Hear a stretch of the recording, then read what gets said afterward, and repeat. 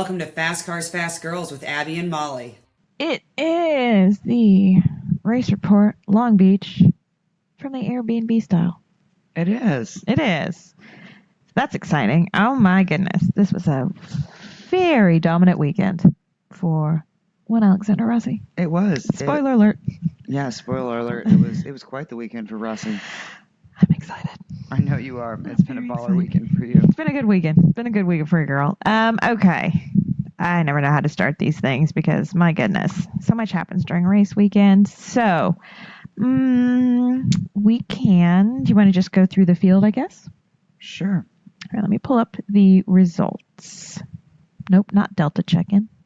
The people don't need that. I guess we'll go bottom top. Oh, God. Poor Colton. Broke our heart. First out, we both lost out on that point. 100% lost out on that point. Colton Herta. So we were at the race, and then we just finished watching the TV, kind of the NBC shit. He's very mature for his age. He is. He was like, "Look, I don't want to give a report right now. I'm gonna need a beat. Yep. I need a minute. I need a minute." And then he came back, and he was very well put together and well thought out. And I appreciate that because sometimes you're like, "Nope, Yeah. I don't want to talk right now." Better to take a beat than to say something you're going to regret. Exactly. So I respect that. Kind of 2 back-to-back races for them. But, they got a few weeks to kind of work everything out. They do. And, I mean, it's just unfortunate that, they had it happen last weekend and then this weekend. So, I mean, it's just, and especially to be, coming off of winning at Coda, it's kind of an extra hard pill to swallow. But, shake it off, get it all out before May, and then come into May strong. I want to add that to our tally. Yeah, add that right in. Up next, Jack. Jack Harvey. I So funny story. Earlier this weekend, as we are standing over by the fountain taking photos during practice, I said, I wonder if anybody has ever gone into the fountain. And Molly's like, I don't think anybody's ever gone into the fountain. Because they had tire barriers. There's tire barriers that part of it. You really can't see, but they're tucked in behind the ferns.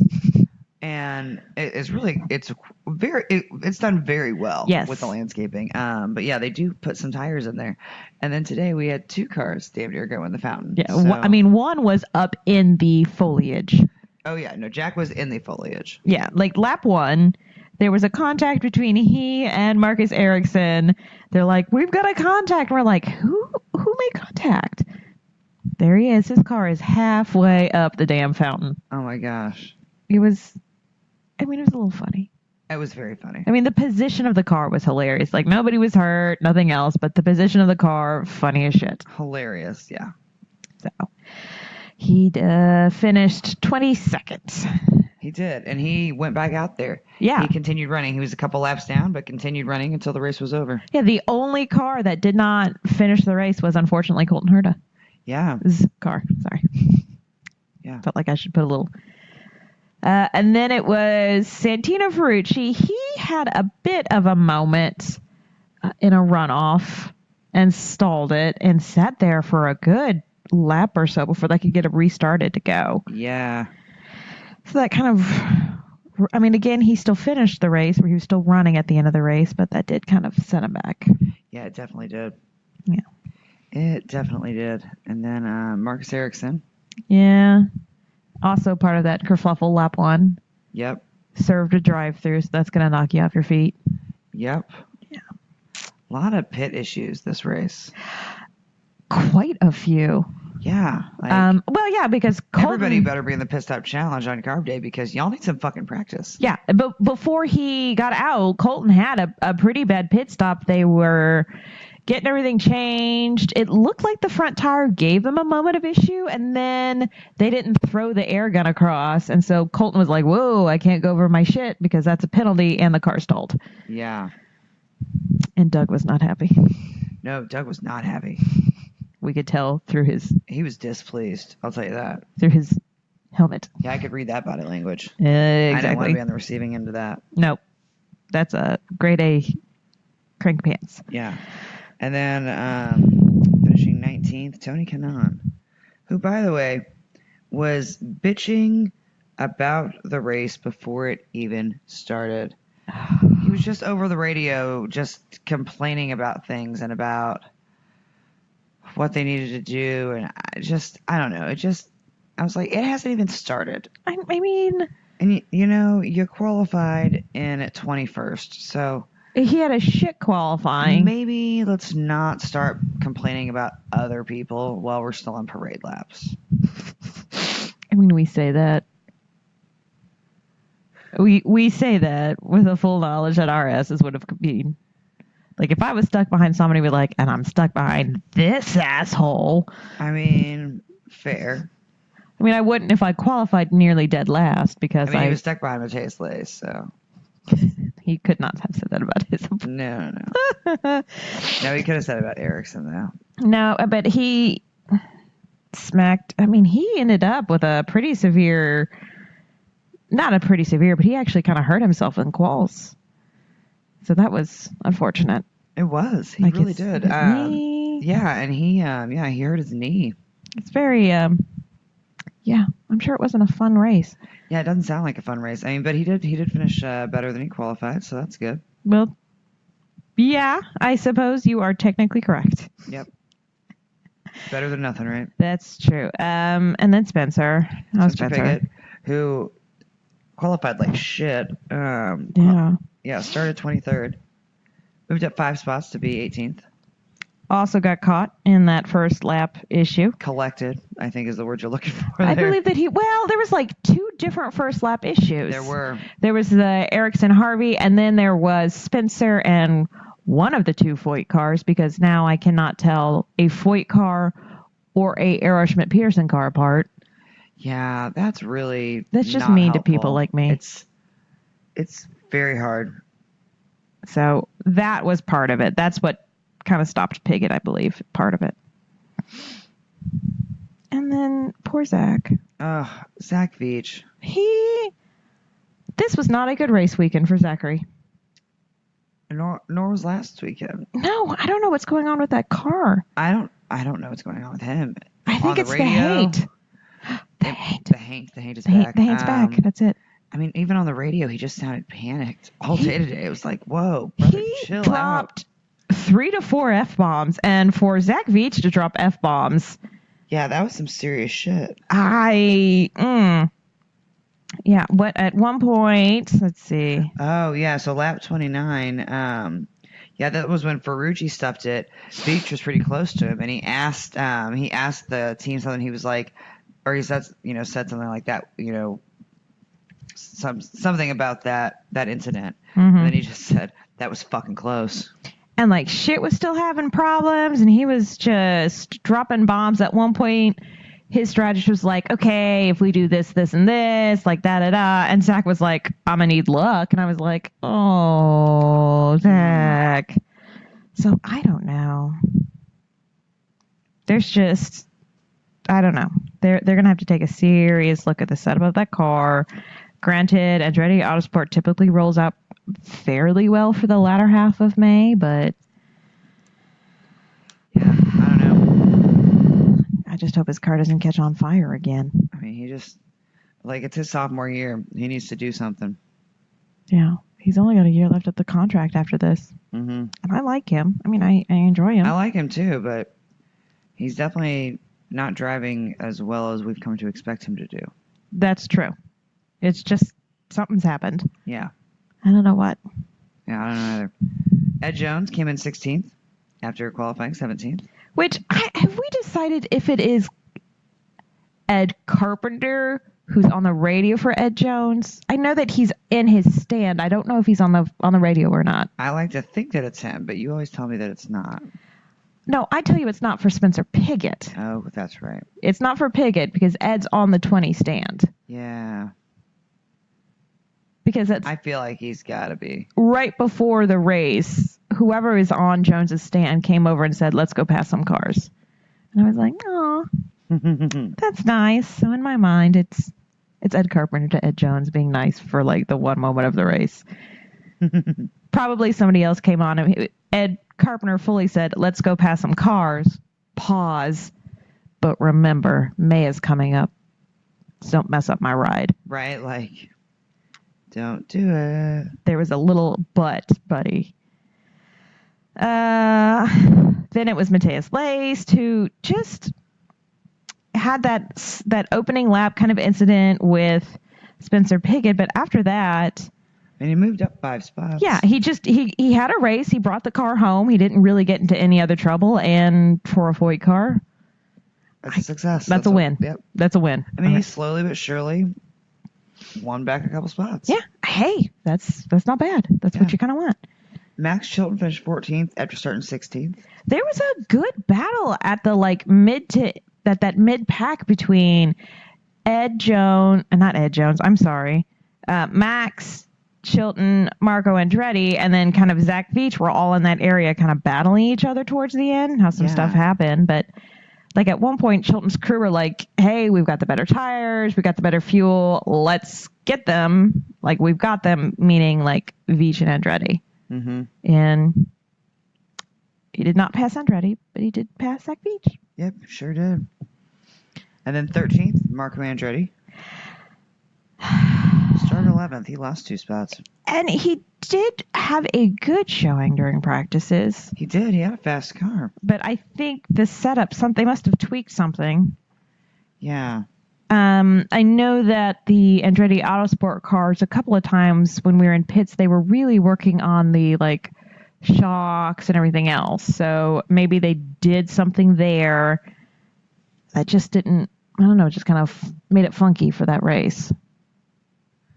Yeah. Yeah, I don't know what it was. Okay. Then it was Pato Award.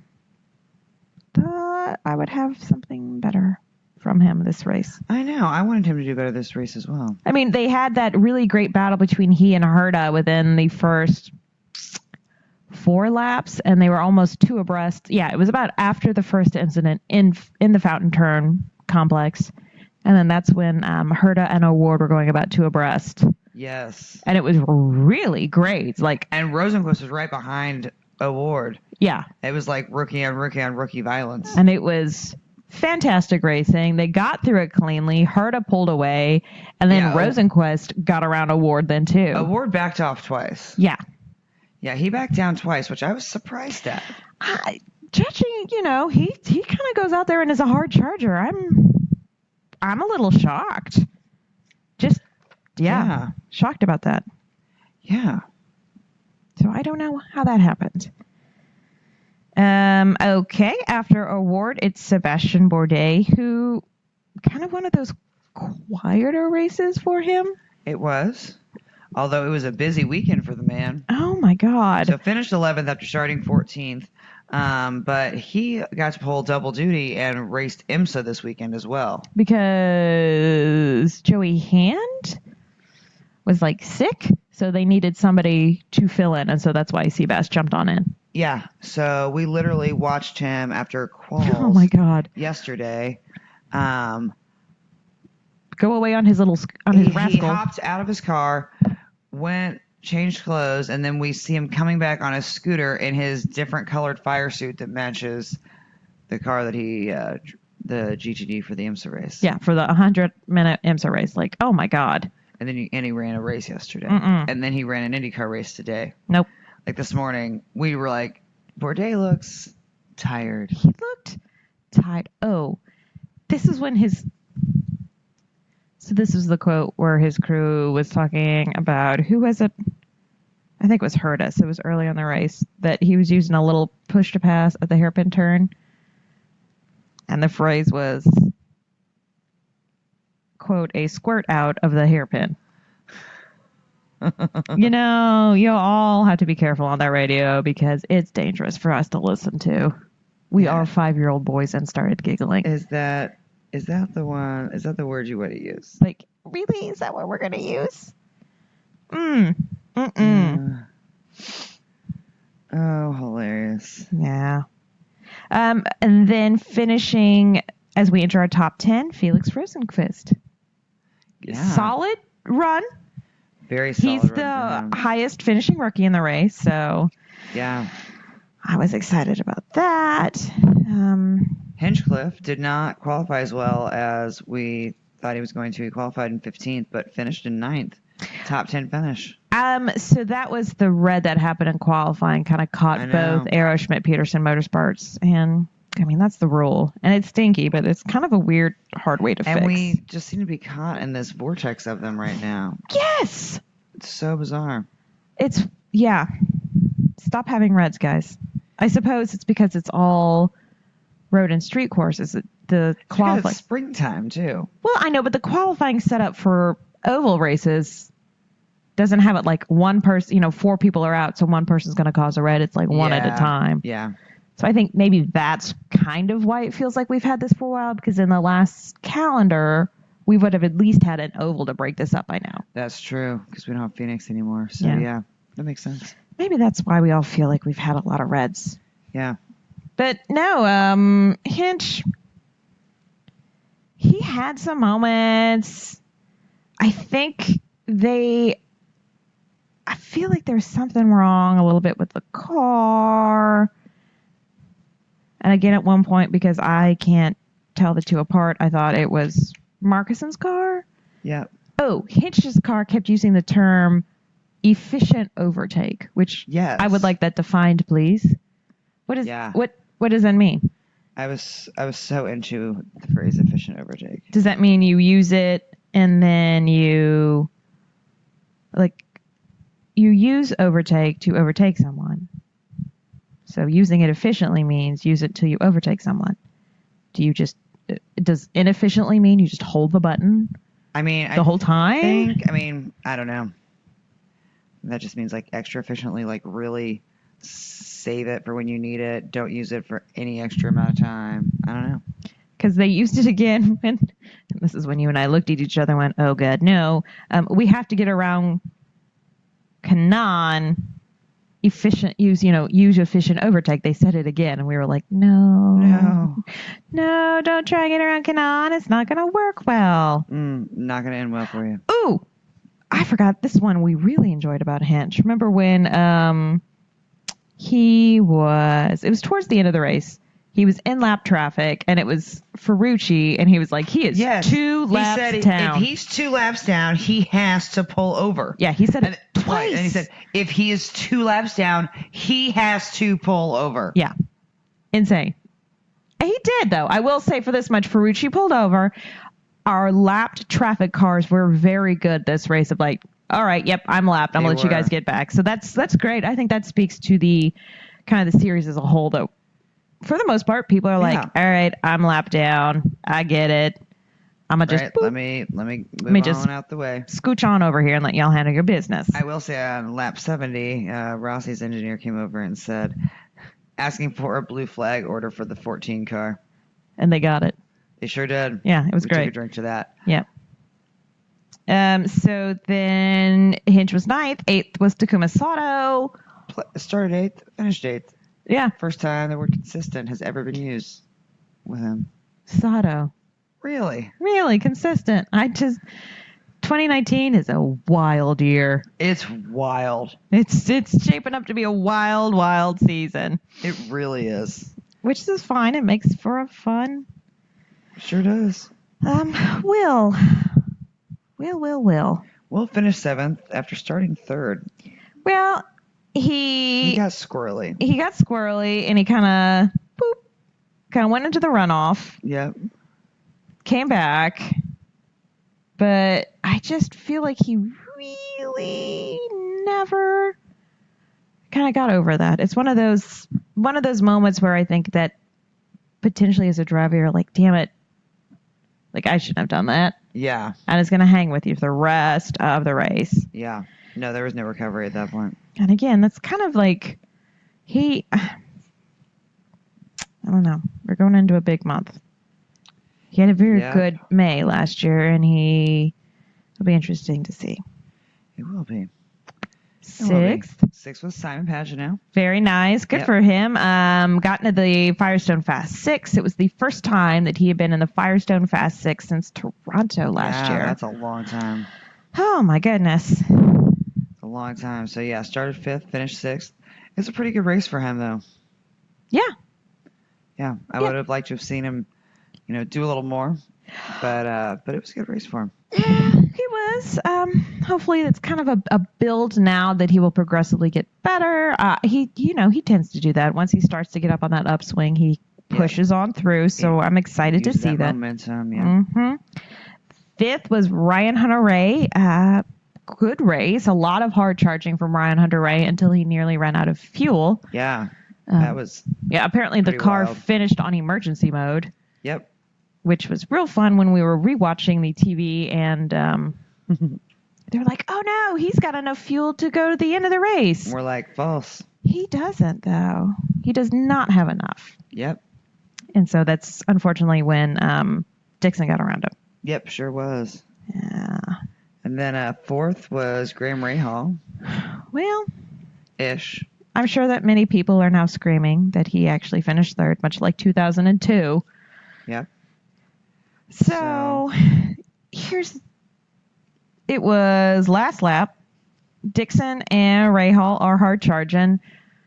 Graham locks up. They kind of go back and forth. Scott's team is on the radio hollering for race control to review it because they believe that Graham blocked Scott. Mm-hmm. Obviously, Graham's people think he did not. Race control made the call. Graham said he blocked him. Yeah, but they were like, but it doesn't count because what is a block? Yeah. All this kind of stuff. They went straight. Depends on what your definition of the word is. Yeah. And the argument that we've made a lot that race control tends to not be as consistent with some things. Yes, it's a call that many times has gone the other direction. 100% it has. But apparently both Pappas and Leyendyke were 100% in agreement on it. Yeah, there was actually it was unanimous, and they were like, yep, nope, that's blocking. That's blocking. So Graham lost his third place finish was bumped to fourth. So I'm sure that there was a lot of argument. That stings. It sucks because it was on that last lap. Mm-hmm. Like any other lap, he'd still have to forfeit his position, but he potentially could have gotten it back. And we've seen where drivers can, but yeah, on that last lap, you're done. Mm-hmm. That's how the race ends now. So he's going to be bitchy about that. He actually handled it better than I expected when they were interviewing him. Oh, it's not going to be the last we hear of it. That's the problem. Oh, definitely not. No, but the initial interview was a lot less whiny than I expected. I'll say that. He had already been complaining. Oh, I mean, yeah, it's Graham, but... Because he was complaining that Newgarden was holding him up, but as I looked at the lap times, they were equal, if not Newgarden had a faster lap time. And I was like, how is he holding you up, Graham, if he's going faster than you? It's not a thing. The telemetry does not lie. That's not how that works. Numbers don't lie, Graham. Numbers don't lie. Hilarious. But yeah, Graham started sixth. But he did climb all the way up to fourth. I'm sure he would like third, and I'm sure we will hear all about it. But things like this, like there's no real set definition of blocking. Like there's an idea, we all kind of know what it looks like, but it's that sort of, I'll call it when I see it. If it looks like a duck, quacks like a duck, it's a duck. There's some subjectiveness to it. It's at the end of the happen. day, no matter what call race control makes, they're going to piss off people. Yeah. So I don't even care to argue about whether I think it's right or wrong because it is what it is. It's the call they made, and whether I think it's right or wrong, you can change anything. No, it really won't, and that's it.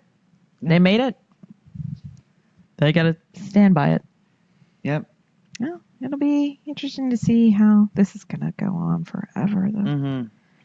Oh, the internet will not let this die. I know, it'll be a whole thing this week. I mean, somebody at one point was like, we should just do away with all rules and just let the drivers, like, what was it? I read it to you. Oh, like no rules against blocking or anything. Like, just let the drivers just race. No, it wasn't even that. It was just like no rules. Let the drivers handle it themselves. Handle themselves, yeah. Nope. That's a horrible idea. No. I'm going to go ahead and just say no. No. A, you have to have rules. Yeah. B, you have to have a neutral body kind of overseeing the rules because you can't have the drivers handle it themselves. No. They can't be trusted. Guys, they can't be. They're very nice people, but they cannot be trusted. No, not at all. And also, half of the rules we have for safety reasons, so we have to keep them. Yeah. Sorry. Sorry about that. Sorry.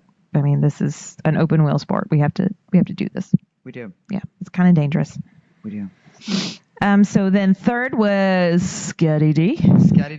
Scott Dixon. Started second, finished third. Yeah. Tried to, had a good couple of runs, and then he had an 18-second pit stop, and Good Lord. he still finished third with an 18-second pit stop, of course. I mean, that's amazing. I mean, that only Dixon can do that kind of shit. Everybody else have been like, I'm done. Turn it off. Yeah. I don't want to be here anymore. Back it up. Yeah. Nope, not Dixon. Not Dixon. It was the fuel cell thing, but God. Amazing. Up to third because Dixon things. just Dixon things. Second, Joseph Newgarden. He started fourth, ended second. Good solid run. Very good solid run. Yeah, very good run for him. I mean, very good day for him. He should not be unhappy with that finish at all. He's still first in the points. So Had Dixon not had that awful pit stop, I wonder if he ever would have caught up to Rossi. God, I don't think so. I mean, Rossi, I don't feel like Rossi would have had as much of a lead as he ended up with. I would agree with that. The difference would not be a 20-second difference between first and second, and it was crazy. Let's see, what lap did I start to make little notes about it? Nope, I stopped taking notes. Never mind, because at some point it was 14 seconds, and it never really got below 9 seconds after a while. No. So, yeah. Well, and if you recall, Dixon tried to pass Rossi on the start and the very soon restart, and the door got shut on him both times, and he Rossi backed off. Was not having it. Well, and Dixon smartly backed off because I think at the end of the day, Dixon was like, this is not worth crushing a car over. Well, yeah, exactly, because some points are better than no points. Well, it's like what we talked about towards the end. We were like, do you think there's going to be yellow? And we kind of looked at, like, there was about two groups who could have fought, and it was the Dixon, Graham, Ryan Hunter-Ray, and we were like, nope, because all three of those know get the car home in one piece in a top 5 position, you're bringing home a good amount of points. Mm-hmm. Now, rookies in there going to be a problem. But there wasn't, so. There weren't, exactly. I mean, we were like, nope, it's too many guys with experience that understand the value of bringing the car home in one piece. The veteran drivers. Have a good race, but let's not do anything stupid here. Let's not be idiots. Yeah. So. Have some respect for yourself. Exactly. Oh, yeah. And then, of course, Rossi won. And didn't just win. Spanked everybody. Just good God, Gertie. Yeah. I still can't believe a 20-second difference. It was wild. But there were so many other battles that were happening throughout the field. There really were. And I will say, because we had friends that were complaining that the broadcast was boring. We were like, there's so much going on because we had the headphones on and we were here live. We had the shit up on our phones, so we were kind of, you can go through the field and see where shit is. And see what's happening. And yeah. So we watched the broadcast when we got back to our Airbnb, and they did a shit job of it. Yeah, because half of the things are... Half of it is looking off the back end of Rossi's car at no one. No one. Like, no thank you. That's boring. That's boring. But there was other stuff happening. But there was lots of stuff happening. They did not feature the other things very well. So, no. Yeah, if you watch it at home, I apologize. It was a better race than it appeared to be. I mean, I don't apologize. I'm not part of the NBC broadcast team. That's true. I'm not either. They have not asked for my opinion. I'm happy to give it if they would like. And I'm giving mine right now. I mean, I'm pretty sure they already know it. Focus on other... Like, it's nice when they do a run through the field and they kind of talk about the drivers and kind of like what this driver is kind of looking into as they're going into the race, things like that. If they kind of did that in the beginning and then throughout the race kind of pick 3 to 5 every now and then to kind of touch back on. Yeah. That would be helpful. So you're not just like, okay, it's just 3 people racing or no. Yeah. I mean, it's just like there were 23 drivers. You couldn't find something else? Yeah. Like, I'm saying that, and I'm a huge Rossi fan. Like, but the man had a 15-second lead. I was like... That's not exciting. I mean, unless he does something, he's fine. That's boring. Yeah. I know. Yeah. But got the pole. And one from the pole. Led 80 out of 85 laps. Damn. Yeah. And again, those laps were basically because of a pit stop cycle. Yep. It was a hell of a weekend for him. It was a great And he almost hit you with his scooter. twice. And he lost his keys. Once. And we just happened to be there.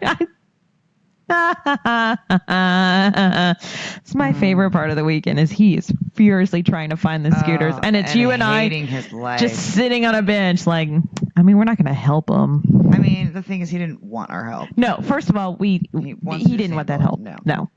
So I did what any normal person would do. I got out my phone and I filmed it. Yeah. Yep. And we just sat there and watched it unfold before us. Laughed. I was going to film more, but there was somebody else who was like kind of in his face filming, and he was getting a little shitty.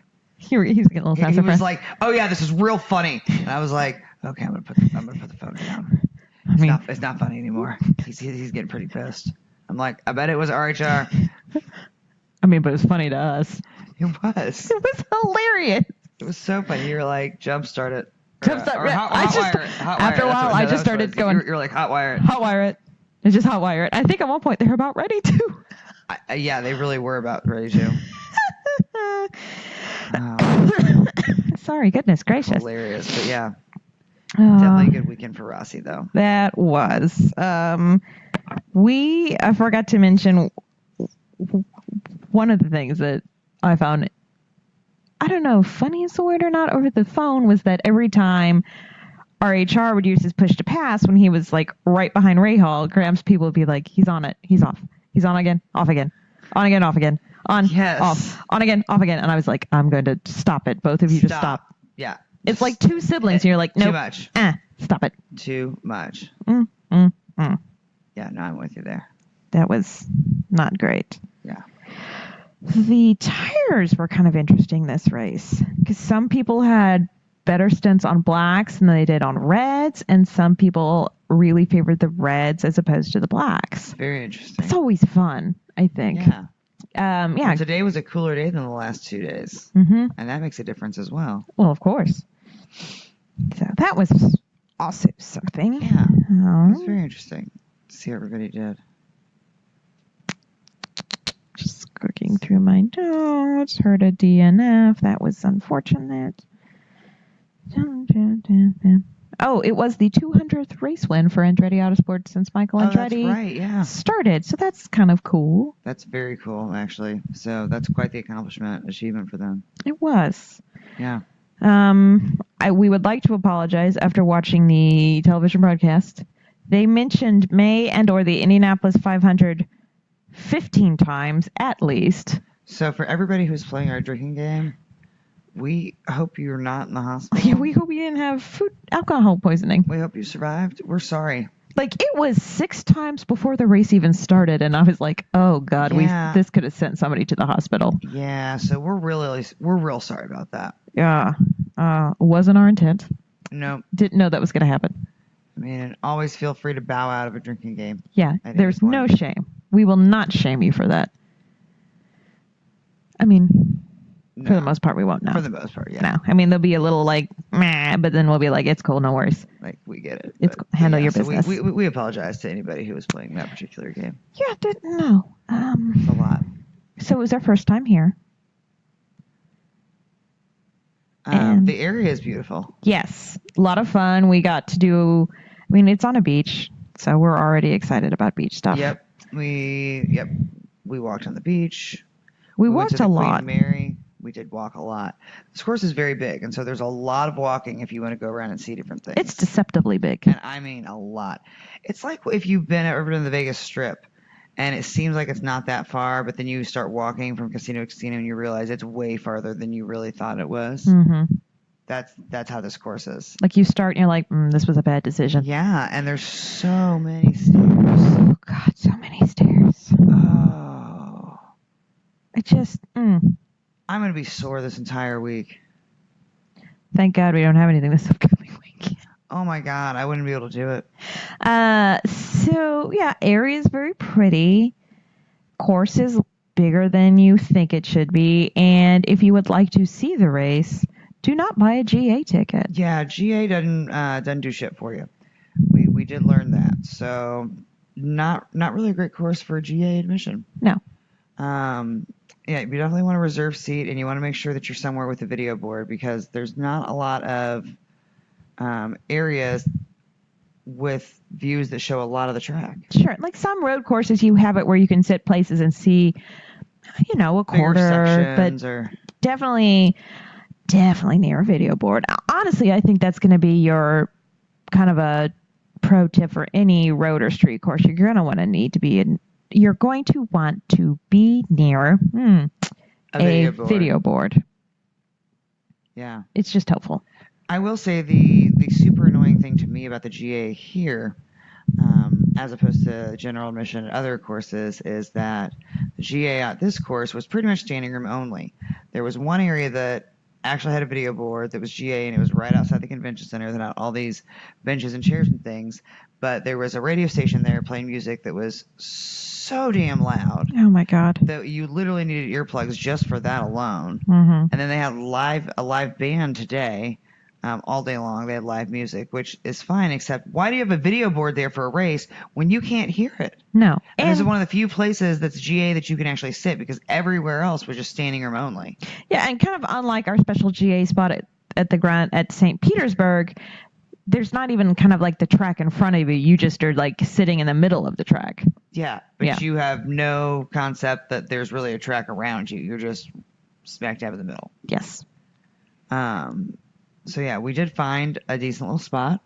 Found a picnic table by some food trucks, and It's out there. we were right next to the course, but we couldn't actually see anything from where we were sitting.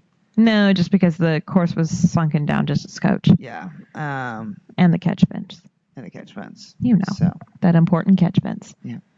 But yeah, so it was okay. Yeah. It's not my favorite. It's not my favorite. The area is pretty. It looks very pretty on the TV. If I had a lot more money, I think that I would have had a lot better time because they've got all these fun VIP clubs and things that you can do that have like access places and yeah. Oh, and the alcohol, $15 for a beer. Oh my God. Sorry, I interrupted you, but No, that's okay. But $15 a beer. My tolerance is too high to expense with that. I don't have the money to get drunk on $15 a beer. I couldn't believe that. I could not believe. I mean, damn. Oof. Oof. Yeah. It was also Pepsi products. Which, by the way, so the news is broken that the IMS will be serving Pepsi and not Coke products. Blasphemy, and fuck you, Coke, for losing that deal. Like, you have a plant right next to the IMS. I know. You should be ashamed of yourself. And let me just say, what did I say? I said the only positive thing is that I do like Mountain Dew. And you know what no one had this weekend? Mountain Dew! I can't help you with that. They had Pepsi, Diet Pepsi, Sierra Mist, which Sierra Mist is the only one I like, but doesn't help me if I need caffeine. I think I saw one place with Dr. Pepper on the very first day that we were here, and nobody else. And I just hate Pepsi and Diet Pepsi. And if that's how it is at IMS, ugh. This is just fun for me because I don't even drink soda, and everybody else is losing their minds, and I'm like, man, do they got waters? But I don't even drink that much soda, but I do enjoy soda at a track, and so it just. I still think you can bring in your Cokes, though. Well, I know, but I don't bring in a cooler with a bunch of ice. You know that's not how I roll. So I buy it there. I know. Just beg, borrow, and steal somebody else's cooler space. Yeah, I'm going to have to. I think they'll be okay with that. I'm going to have to. Yeah. Ugh. Oh, we did Pepsi products. I don't want to expound upon this right now, but we did have like a cool mind-blowing moment when we sat in on the Harding Steinbrenner talk with Indy Carnation. And so Brian Barnhart obviously, not obviously, but was involved in this panel. Is it a panel if it's two people? Sure. Yeah, sure. And they were talking about his time back in race director and the open and closed pits. And he was like, so really the whole deal about the closed pits during a yellow is safety, because if the pits are open, it will impede the safety team's response time. And he said, we tell the drivers this every year. We can keep the pits open, and that can delay AMR getting you from up to a minute 40, I think. A minute 45. Yeah. Or we can close the pits immediately and they can go. What do you want? And he was like, every time the drivers are like, oh, yeah, that makes sense. And because it's like he literally said, because if you're the guy that's stuck in your car or you're the one whose car is on fire, do you want to wait a minute and 45 seconds for AMR to be able to leave to come and get to you? Yeah. No, you don't. Nope. And that kind of was like and why is this not brought out more when the closed pit issue happens? And why is there not a single driver that says, guys, seriously, we talk about it every year. This is why. Yeah, remember, hey guys, quit getting riled up over stupid shit. It's safety reasons, which we've always known there was some multiple safety issues behind it, but this is a very important one too. That makes a lot of sense. Yeah, the AMR team has to get to you. And a lot of times they exit out. There's somebody there at pit in, yeah. So that was very interesting to hear. It was. Yeah. That was very interesting. I enjoyed that. Yeah. Also, I do want to add that the pit row at this track sucks. It does. It's a skinny ass sidewalk. At best, it's a skinny ass sidewalk. Yeah, it's very narrow. Yes. Yeah. And there's a lot of people because it's a big race here in California. I'm really excited that we get to be at our home track for the next month. We always get spoiled though in May, and then we're like, I know, this but is it's the so best. nice. And then we go somewhere else, and we're like, this is not the best. I know, but it's okay. Texas Motor Speedway has better be amazing, or else we're gonna be like, damn it. Yeah. But yeah, no, Texas is gonna be a good time. It better be awesome. But yeah, no, I did not love pit lane. But yeah, I mean, we had a good time here. It just was not my favorite. Yeah, but as we were kind of driving, we were not driving. Our Lyft driver was driving. The first time you go to a track, it's always a bit wonky because you honestly don't know what to expect. Well, and you're still figuring out the layout and where things are, although they did not have good signage at all. There were hardly any maps. That was annoying as fuck. Just to be perfectly honest. I love a good map. Well, and also, I mean, day one, and we did some sightseeing and things, but we walked 11 miles. 11 miles and went up 24 flights of stairs. 24. This is a stat that will haunt me until the day I die. 24. Yep, I know. You yelled this first thing in the morning, Saturday. Yeah. And I quote, 24 flights of stairs? Abby's awake. Oh, that wasn't all that I yelled. I did edit it a little bit. Yeah. Oh, for the children. Yeah. So with all those stairs and things and all the walking, I would appreciate a little bit better signage, a little maps that made sense. I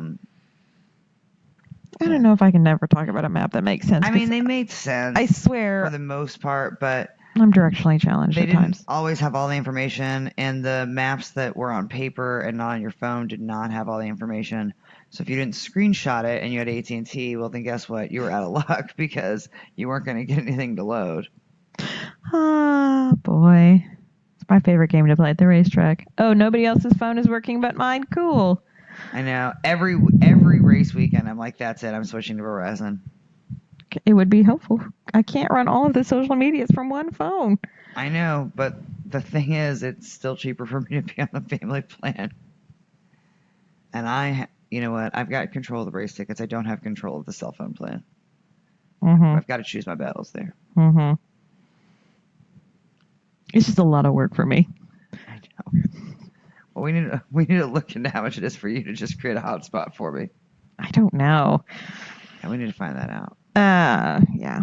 So I don't know. It's a very interesting track. It's a very interesting race weekend. I think the Hondas definitely rolled off quick. They did.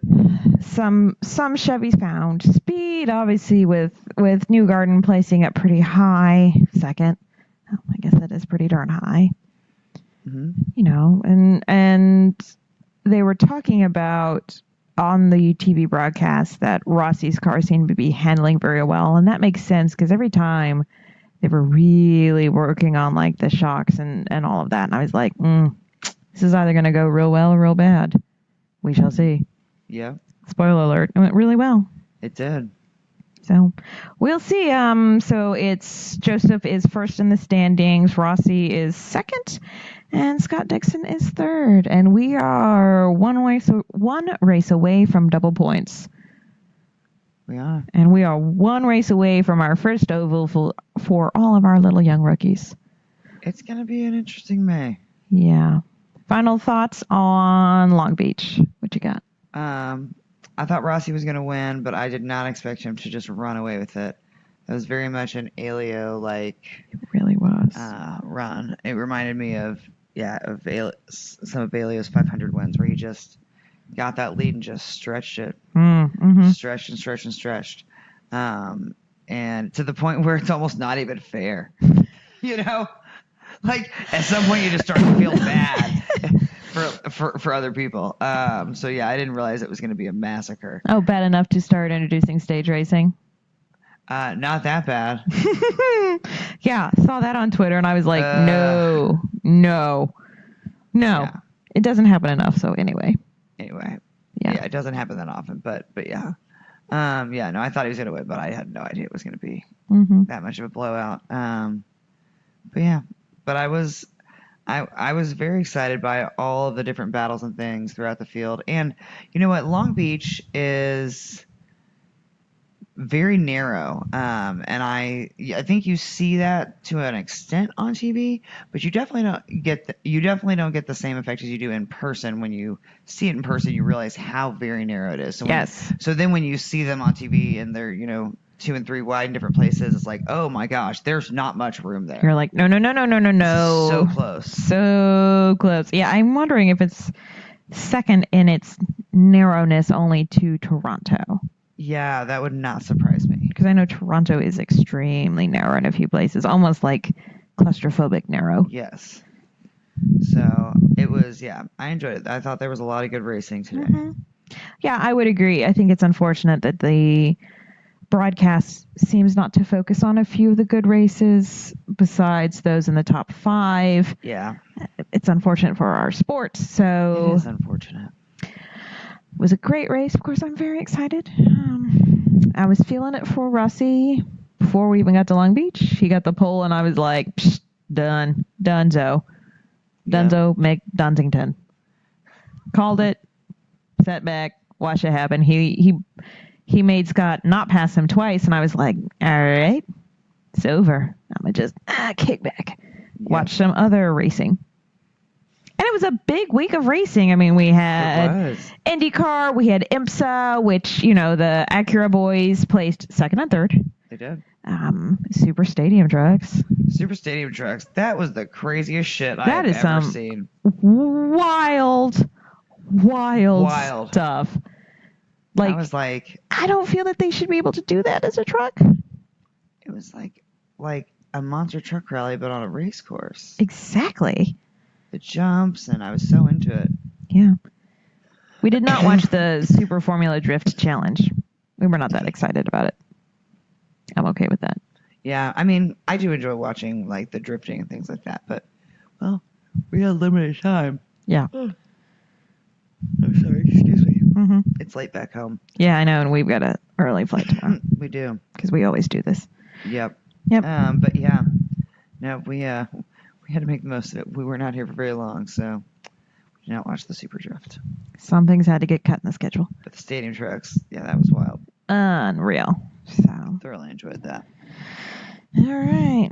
Well, we got a flight tomorrow. We're going home, and we are home through May, and it is almost May. It's almost May. Hard to believe. Oh, it's exciting. Mm-hmm. Well, what's your white flag? It's just a nice weekend. I'm excited for the win. Very excited for Rossi's win. I'm kind of more excited to be at home for the next couple of races. Mm-hmm. But you know what? This is the 1, 2, 3, 4th race. We have had 4 different winners. That speaks volumes for how good our series is. I really enjoy that. Yeah. How about you? I mean, I think I just gave my final thoughts. Okay, that works. I'm like, I don't know that I have anything else to add. Perfect. I agree with that, though. Yeah, I love that we've had 4 different winners. Cool. So yeah, All right. it's exciting going into May. I mean, it's really anybody's ball game, and Boy. actually, I don't know that I have any favorites picked for the 500 at this point. It really could be any number of people that get pole. Could be any number of people in the Fast 9. Yeah. I mean, as we always say, the track chooses. The track chooses. I mean, it could be a rookie. It could be. That'd be great. A one-off could win. It could be one-off. It could be an experienced driver. I mean, it's I think it's gonna It's gonna be good. exciting, man. Yep. All righty. All right. Well, thanks for listening. Bye.